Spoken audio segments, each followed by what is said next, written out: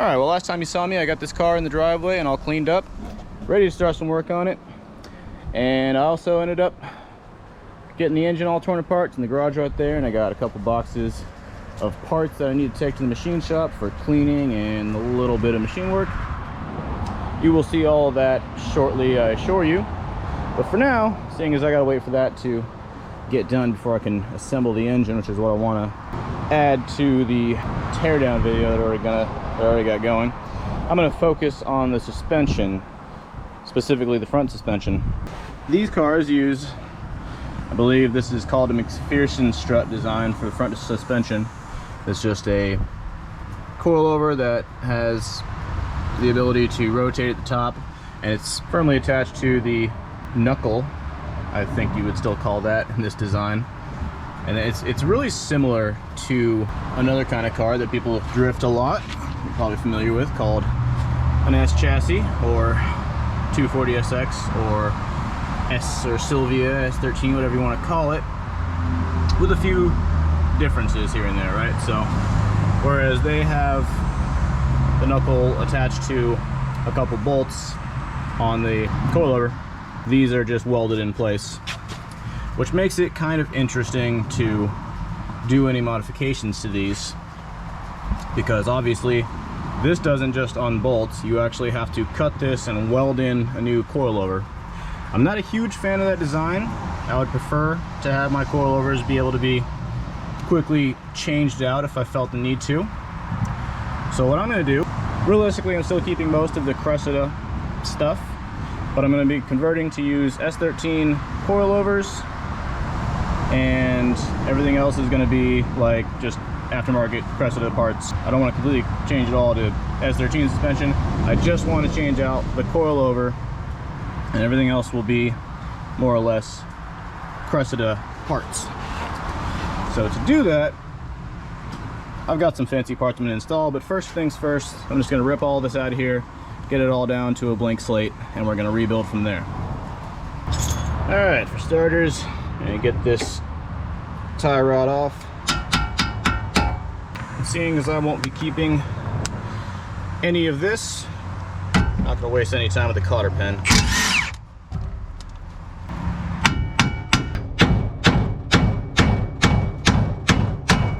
Here we go. Obviously these are a bit blown, we'll be replacing those. Now to separate this from this, there's just 2 bolts, one on each side. Pretty sure they're 17s.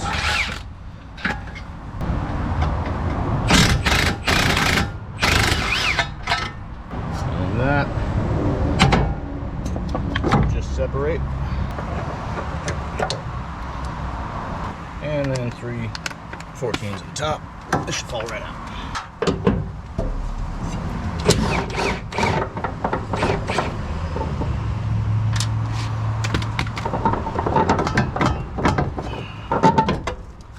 Just like that.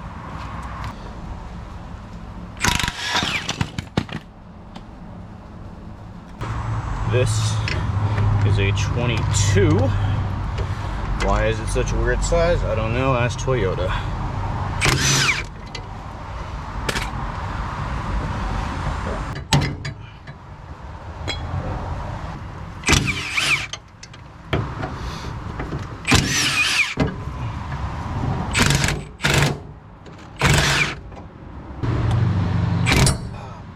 That was tight.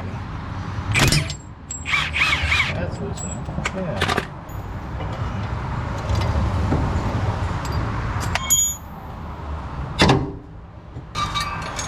Get these ball joints off.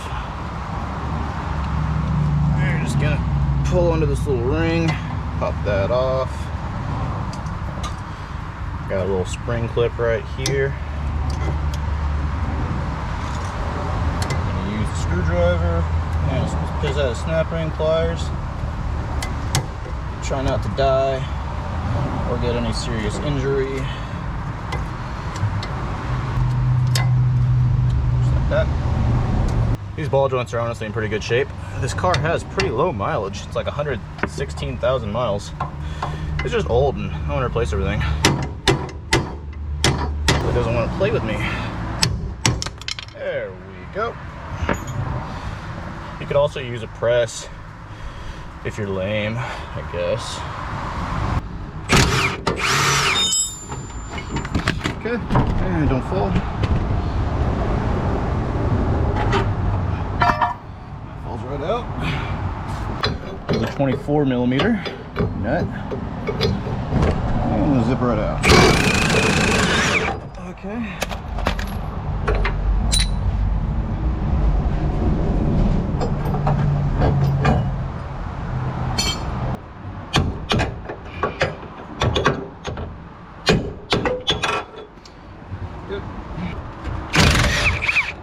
Okay, this is gonna fall right on my face. Done.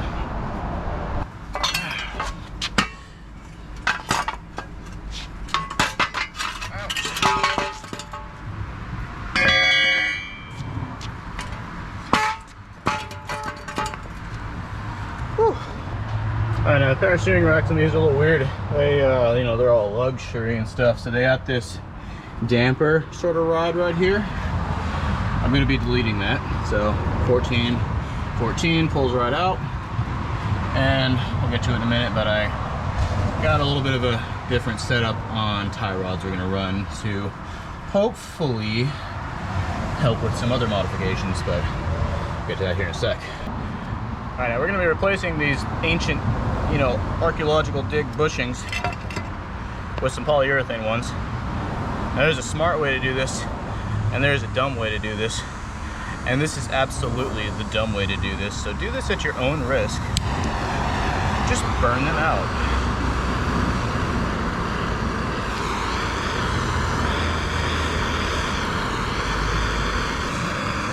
Just gonna leave that right there. Not that this is dangerous or anything, but maybe wear some safety glasses while doing this. Maybe keep your face out of the smoke, and maybe do it on a non-flammable surface. Once they get hot enough, they just kind of start to ooze out, and then eventually it all just falls out. It's wonderful. And the reason I'm getting all the rubber off and pulling out the inner sleeve instead of just pressing the whole thing out is because the energy suspension bushings require you to use the factory metal sleeve that goes around the stock bushing and just press the rubber into that, so you kind of have to keep the sleeve in place, otherwise you're probably going to ruin it trying to press it out anyway. So you may as well just burn or cut out the rubber.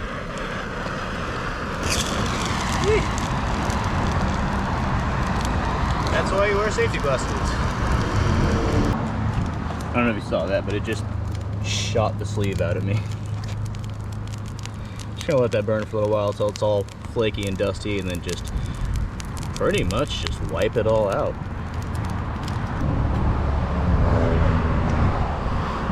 There we go. I'll clean that up a little bit better later, but for now, that's basically what I'm looking for. Alright, now steering rack wise, Cressida's a little weird, at least this generation. I don't know about the other ones, but you're gonna notice this side has a pretty standard design. It's just an inner and outer ball joint, or tie rod I should say, with a boot, and it goes to the rack. The other side though, on the other hand, it's a bit different. This side has that weird little damper piece. So what it actually has is the outer ball joint is the same, or tie rod, but the inner tie rod is part of this whole assembly, so it bolts in right here. And then the steering rack has a separate boot that goes between the rack and this outer piece. And they actually do not make this rubber boot anymore, so I'm actually going to try to take this off and keep it in good shape so I can give it to somebody else who might need one, because they're pretty much all ripped at this point. This car sat for so long that I guess this part you could say kind of got saved. But we're going to be deleting this and running driver side ball tie rods on both sides, which will actually shorten the rack a little bit, but I got something for that, so I need to take this off and I'll show you what's going on.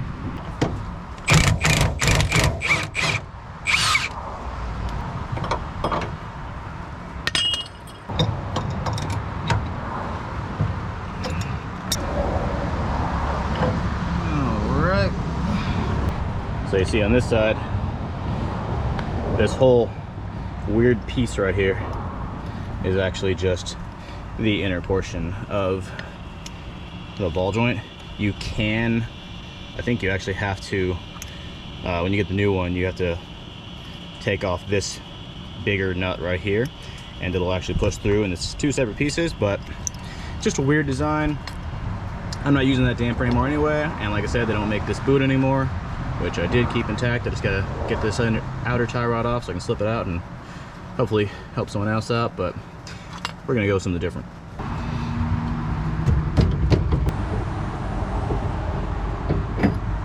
Okay. All right, now first step to converting these knuckles to use the S13 suspension is gonna be to open this up, because this tube right here is housing an actual shock. So it's got a little nut right here. You use a pipe wrench and a long extension with a little bit of penetrating oil to get this off and pull that out of here. So let's get this nice and tight.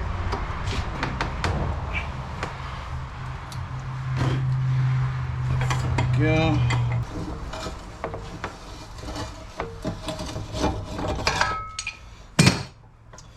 Pull that nut off.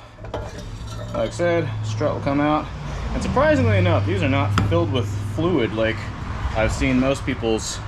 They're still not too bad, but these are the original Toyota ones, and I guess they just have so little mileage on them, or were recently replaced before this thing got parked, but they actually aren't leaking fluid everywhere. If you're doing this to your car, be prepared for a lot of hydraulic fluid to come out with that. All right, now in order to convert these knuckles to coilovers in general, right, if you just want to keep your stock Cressida, you know, with a set of Cressida coilovers, you'll pretty much do the same thing I'm doing here, except when you chop this off, you're just going to weld in the sleeve for the coilover. But in my case, switching to S13 suspension, I'm going to need something to adapt that, which is where these guys come in. These guys right here make a product that will allow me to use the S13 suspension on the Cressida knuckles, and it looks like this. It's literally just more or less cylindrical shape that will, you know, it has the bolt holes and everything to adapt to that suspension. So I'm going to be cutting this off about 10 millimeters up, sticking this in. There's going to be a bolt that goes through the bottom of it. I got to drill a hole for to hold it in place. I got to align this to the spindle to make sure that it's fully straight, and then just weld it in place, and then I can just literally just bolt the suspension up to this. So if you buy this kit, they've got instructions on the box, so just go ahead and follow their video for that. I'm just going to zip through it, but do bear in mind that if you buy this kit, it does come with its own bolts that they supply. So before you go and either find someone parting one out or buy $75 worth of brand new OEM hardware from Nissan, you don't need that. So don't be like me, I guess.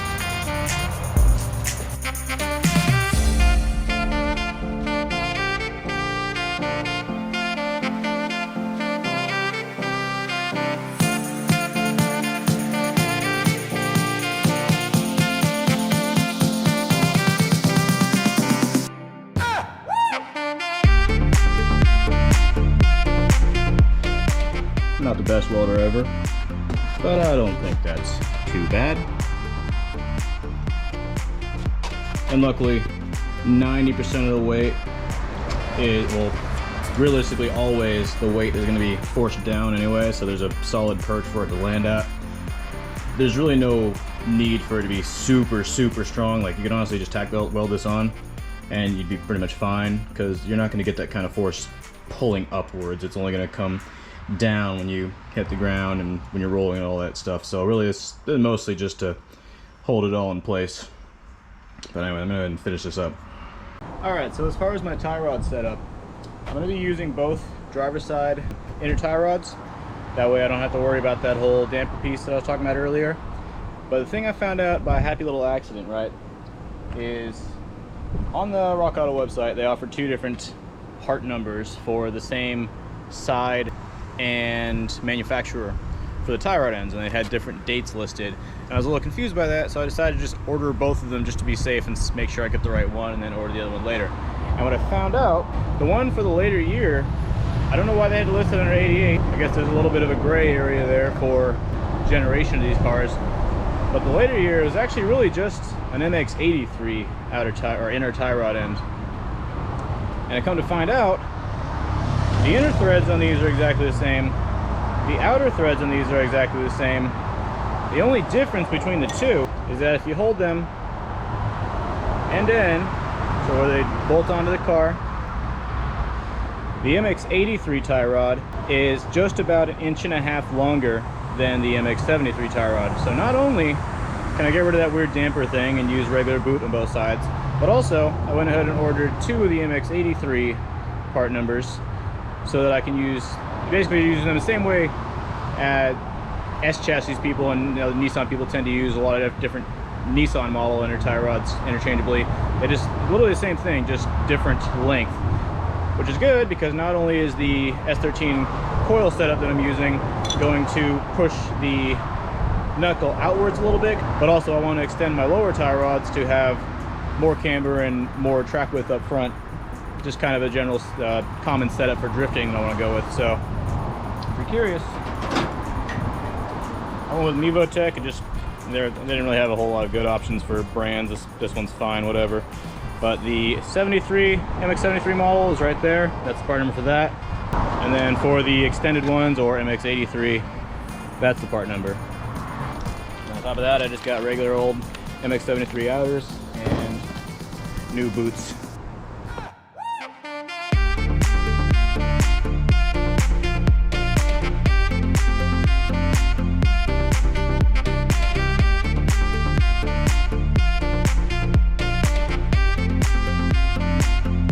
Alright, now in order to actually install the S13 coilover on the like top hat onto the chassis, all you really gotta do is drill out the holes to just a little bit bigger than they already are, like one size bigger, and they honestly bolt up perfectly fine just like that. So there's almost no modification involved in that in general, right?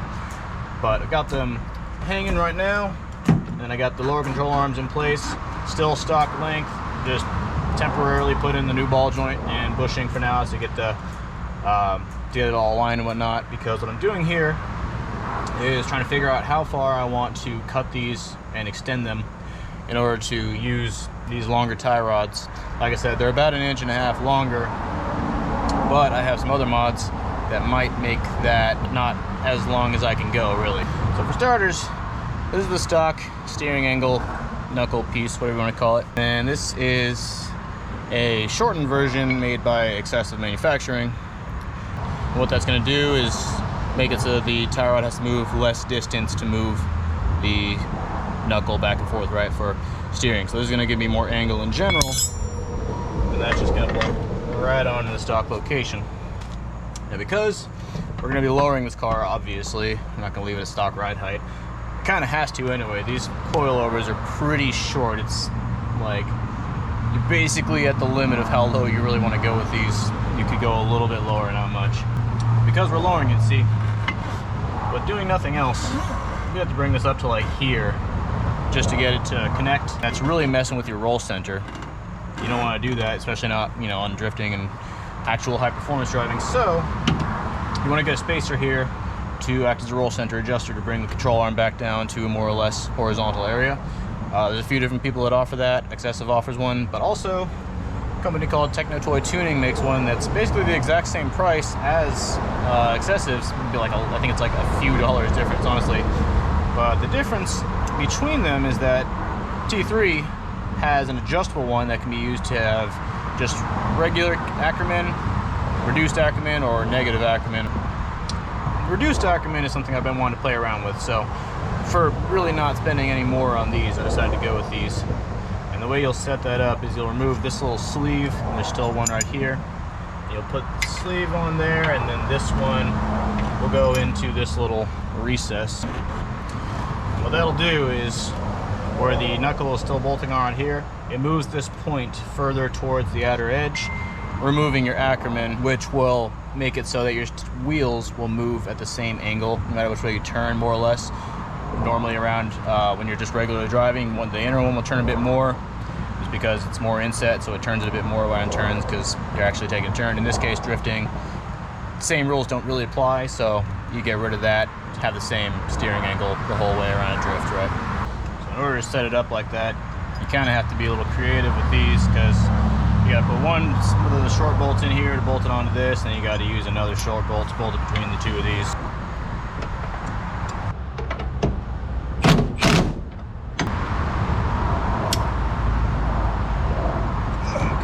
Alright, now I got it on the reduced Ackerman setup, which is good because now the only way at this point can realistically go if I want to set it back to regular Ackerman will be inwards.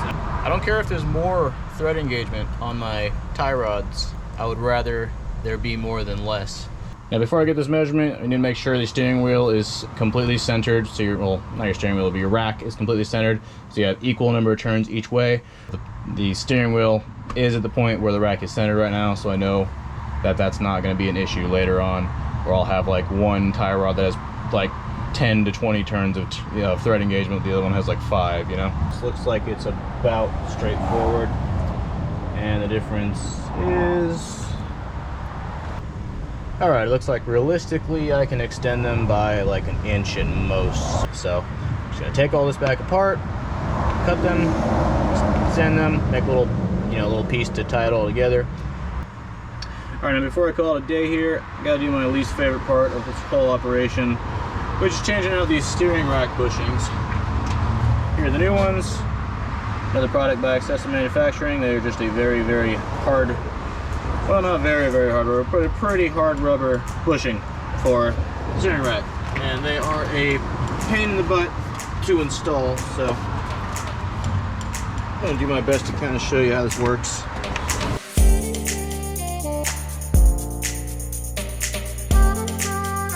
Pay very close attention to the markings on these. It says top, it has an arrow forward. They are ever so slightly different, like sizes, depending on what angle of it you're at. So you need to make sure it's the right angle or it is just not gonna work with you.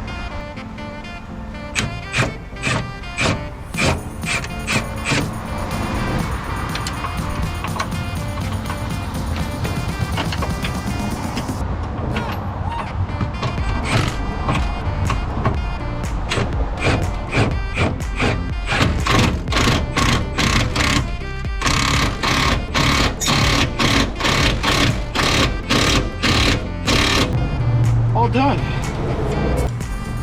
A 1,000 foot-pound plus impact wrench definitely kind of helps with this, but whether or not these are cross-threaded or galled or whatever, I'm just hoping I never have to take these out again, and honestly I might never have to, so good. I'm gonna call that good and get out of here. Alright, as for extending the lower control arm, we're really not doing anything complicated here.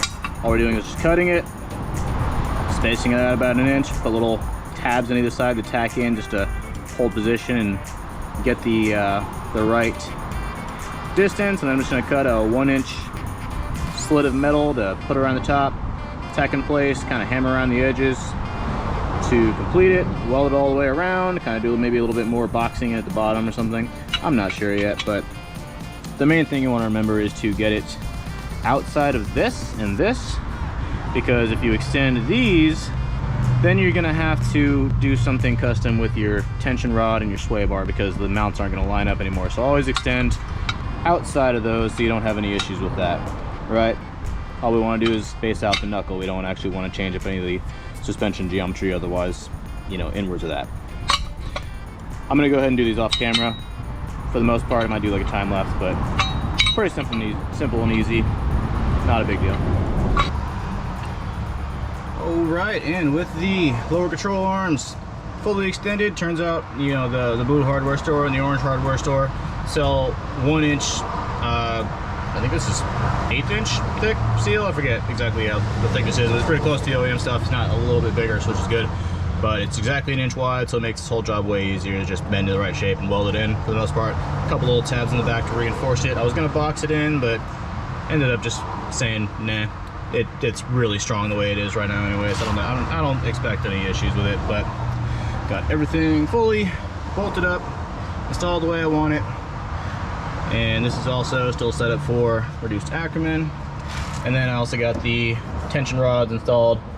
I didn't coat them or anything like that, but I did replace the front bushings with these excessive manufacturing polyurethane tension rod bushings. So those are all tensioned up. All I really have left to do now is install the sway bar, but I'm waiting on that for getting the other side of this painted. I got a replacement one for it. I just gotta give it a little bit of paint. It's a little bit rusty, nowhere near as bad as the other side was. Then I'll install that with some polyurethane bushings.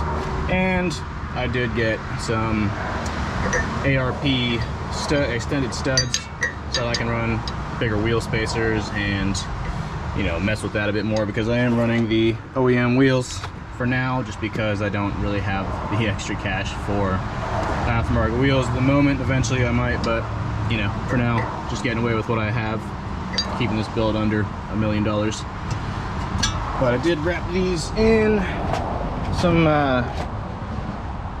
Kenda Kaisers, or in this case, I guess Vesda Ultra High Performance Max or something. I ordered Kaisers, but I got these for some reason. I'm kind of confused about that. Hopefully they don't mess me up too much. But with all that done, here's a bone stock version of a Cressida. This is full lock. This is as far as these wheels will turn with stock steering geometry. Mine, with this setup, goes just a bit further. So now whenever I'm out there on the drift track trying to get as much angle as possible, this will really help with that, because I actually turn past freaking like 40 degrees. And there's no rubbing. You know, there might be a little bit of a change in that once I'm on the ground with an engine in the car, but even jacked up on a jack with no engine right now, there's still no rubbing. I have clearanced a little bit, you know, up in there. Over there, I don't think this is even necessary, but a little up in here. I may end up cutting these front tubs out entirely. They're the closest spot currently, aside from the frame rails, which I'm still not hitting, so fingers crossed, knock on wood.